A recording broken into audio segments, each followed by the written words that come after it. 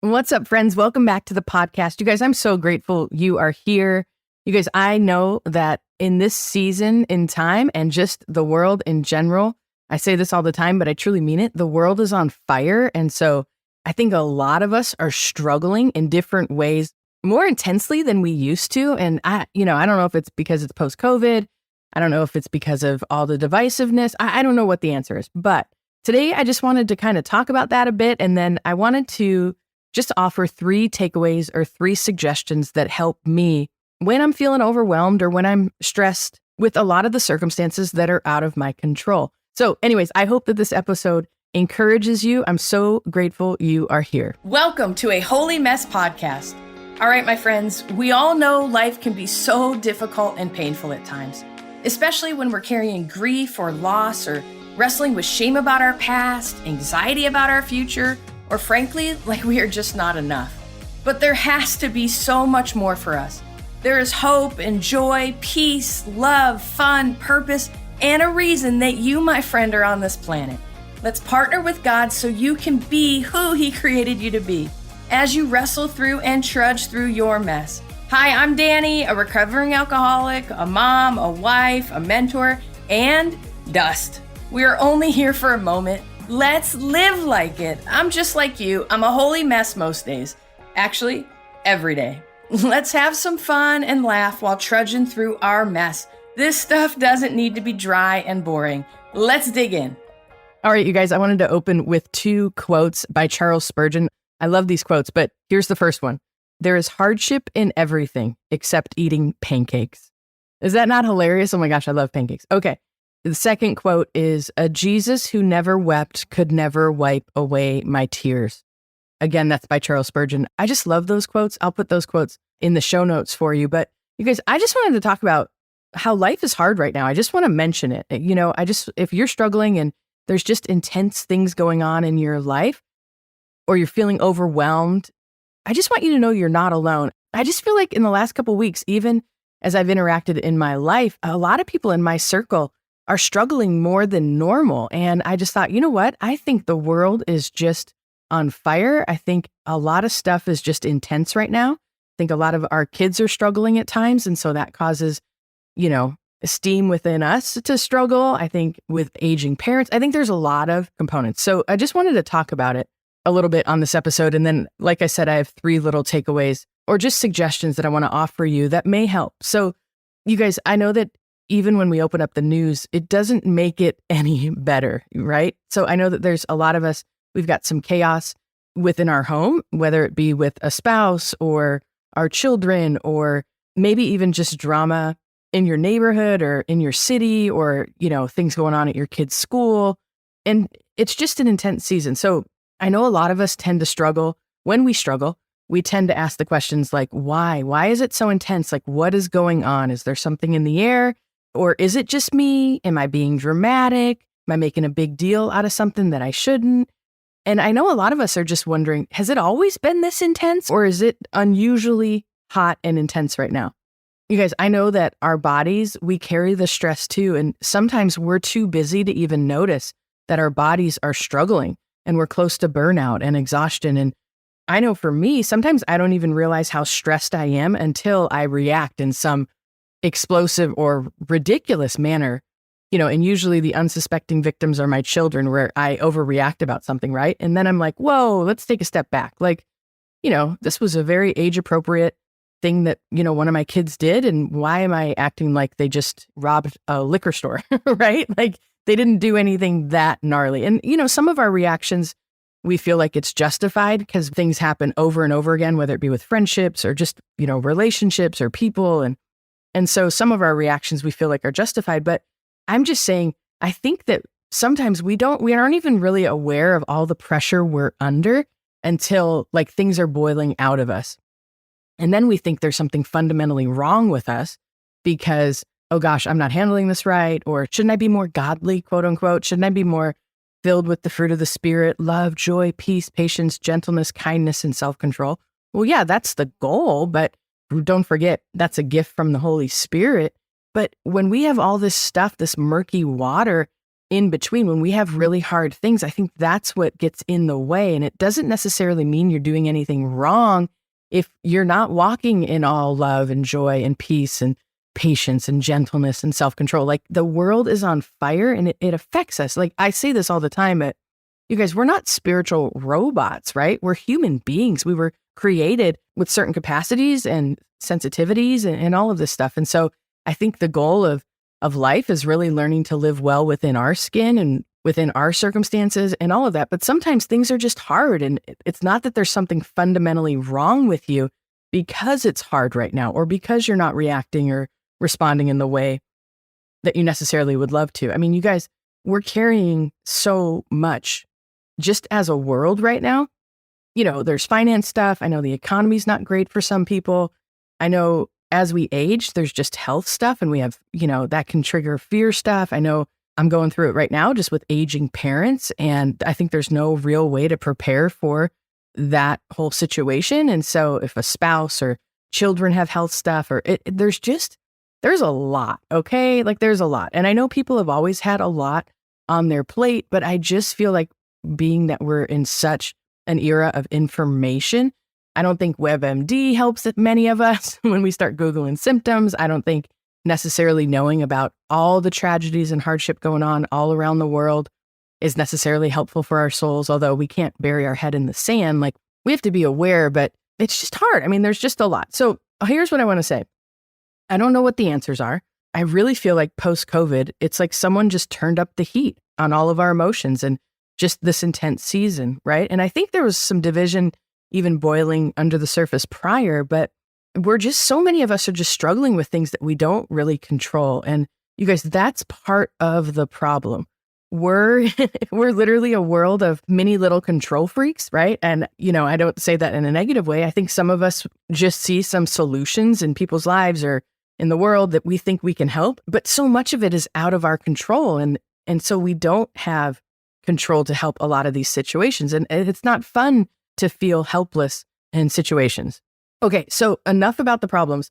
Like I said, I don't have a magic wand, and I can't solve any of my own problems or irritants, let alone yours, right, through a podcast. But I want to tell a funny story that kind of goes along the lines of this whole episode. And then I want to get to my 3 little takeaways or suggestions.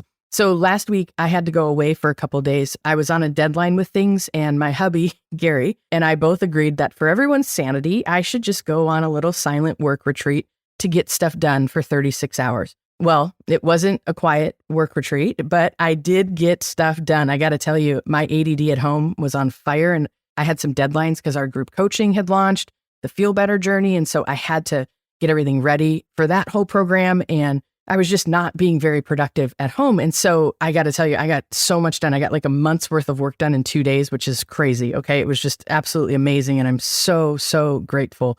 But here's the funny part. So while I was gone, one of our dogs, and it was the dog that, of course, my husband didn't want us to have, but she's our COVID puppy who I love, Coco. She's amazing. But Gary reminds me all the time that he didn't really want her, although like he is her favorite, which is just so ironic. But anyway, so she had one of the worst stomach aches while I was gone. And let's just say Gary was cleaning rugs and actually one of our couches and some bedding for the better part of one whole day, which, by the way, Gary has a career and like is busy with work. And so it wasn't like the best timing, right? And honestly, it was my fault that she had a tummy ache. I gave her a new anxiety soft chew before I left because, well, I thought this was a good time to try them. They just got here. And so, but poor Gary just thought she must have eaten something in the yard. And then I finally did confess and was like, oh my gosh, it's my fault. So we had a good laugh about that. But she is known for eating random stuff. So I could have not told him, but I felt like that would have been dishonest. And it would have been, so I'm glad I told him. But what I'm saying is, it was my fault that she had the stomach ache, okay? But I was nowhere to be found to deal with it afterwards, okay? And I think some of our lives feel like that. Like someone else made some decisions and we're stuck picking up all the pieces and the mess from someone else's choices. Like Gary had to clean up the messes of my choices because I was nowhere to be found, right? You guys, and that's why life feels so overwhelming and difficult at times. We literally don't control so many things, Yet here we are having to clean up the mess, whether it be relationally or in so many ways. And so I think that's why it just is so frustrating to so many of us so much of the time. And so I don't have the answers other than here are 3 little takeaways and suggestions. Number 1, be validated. Life is intense and hard for so many of us right now. I just want you to know if you're feeling that, you are not alone. Trust me, so many people are struggling. Actually, I honestly think if people are honest, most people are struggling right now. Okay, so I think it's our job to validate ourselves and to not continue to question and wonder if there's something wrong with me or what am I doing wrong or is it just me? I think let's all just take a deep breath and collectively validate ourselves. Okay, it's hard because it's hard right now. Number 2, you get to take care of yourself. I'm giving you permission, not that you need my permission, but if you need my permission, I'm giving you permission to take care of yourself. And you need to give yourself permission to take care of yourself, whatever that means. So you have permission to say no. You have permission to have boundaries with people. You have permission to turn off the news. You have permission to not respond to that text. You guys, you don't owe people an explanation for everything, especially if you don't have the bandwidth to explain it or to even get into details. You have permission to not have all the answers or to fix everything today, okay? My second takeaway and suggestion for you is really take a few minutes to figure out, like, how can I take better care of myself in this? Do I need to put up boundaries with those friends? Do I need to put up boundaries with the news? What can I do to take care of myself in this? And some of us, we don't know what that answer is. And so what I suggest, if you're like, I don't know how to take care of myself, I'm so busy taking care of everyone else. Here's what I want to suggest. What is something that brings you joy? And if you're like, I don't know what brings me joy, I'm just in a frustrated season. What brought you joy as a kid? Was it going to the beach? Was it playing at the park? Go on a walk at a park. Go buy yourself some flowers. Call a good buddy. Go shoot some hoops. Like, find something to take care of yourself in action, right? You guys know I'm a transformational Christian life coach. And fundamentally, I believe that we are spiritual beings and that we have minds to contend with and bodies to contend with and spirits and souls. And I believe we're all interconnected. And so just get in some action to take care of yourself and not in some pressure, shame-based way where you have to go to the gym for 45 minutes. Like, just go on a walk and go buy yourself your favorite Gatorade. Like, do something and then kind of begin to evaluate what are the big stressors and what adds to it that you don't really need in your life, right? Like, we don't need to have the news feed on our phone. If the news triggers you, man, put up a boundary. Now listen, don't ignore your kids. If your kids are your biggest trigger and they live in your home and they text you, you still have to respond to your kids. But it's learning to take care of yourself in the moment. And I could probably do a whole episode or series on this point alone, but I just want you to know you have permission to take care of yourself. And then my point number 3 is we get to learn from our struggles and even our mistakes. You guys, these things can be our greatest teachers if we let them. It's hard to stop beating ourselves up for things when we think we should have done things differently or handled things differently, or if we had done things differently, maybe the outcome would be different. And these are usually the things we think about when we wake up at 3 a.m., right? Not many of us are thinking about our highlight reel when we wake up in the middle of the night. But you guys, hindsight is always 20/20. And frankly, there's decisions I wouldn't have made yesterday knowing what I know today, let alone decisions I made 5 or 10 years ago and choices that I made, right?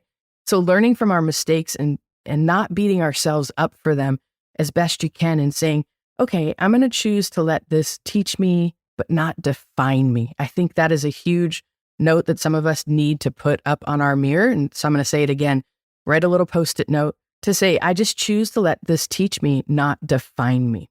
So those are my little 3 takeaways. I'll repeat them really quickly again. Number 1, validate yourself. Be validated. Life is intense right now. Number 2, you have permission to take care of yourself and you have permission to figure out what that would even look like and be patient with yourself. It may take a little bit to figure that out. And then number 3, you have permission and you get to learn from what's going on. How can what's going on be your teacher? It's all information to be able to help you figure out your next right steps and being able to choose to say, I choose to let this teach me, not define me. You guys, these are all just little mindset hacks and tricks that I love to do, and they really do help me, and they really do move the needle. So I hope this episode helped you when you're dealing with overwhelm or stress or just things you can't control in general. So anyways, I love you guys. I'll be in touch in a few days. Let me say a quick prayer over you. Father, I thank you for my friends, God. I thank you for this community. I thank you for what you're doing, God. Lord, I pray for my friends right now, God. I pray that they would know that they're not alone if they're struggling, Father, that there's so many intense things going on all around us. How, frankly, could we not be struggling, Lord? But God, I know that you are present, that you are with us. So, Father, may we feel your presence and your joy and your love today. Bless my friend and hold him close. In Jesus' name, amen. Hello, my friend. If this episode blessed you, made you laugh, or triggered you, hey, that's growth. Please do me a favor and share this with a friend. And if you feel led, please leave a written review for the show. That really helps us out. Don't forget you are in good company if you're feeling more broken than you'd like to admit. And you are more loved than you can ever imagine. Have a great week. See you next time.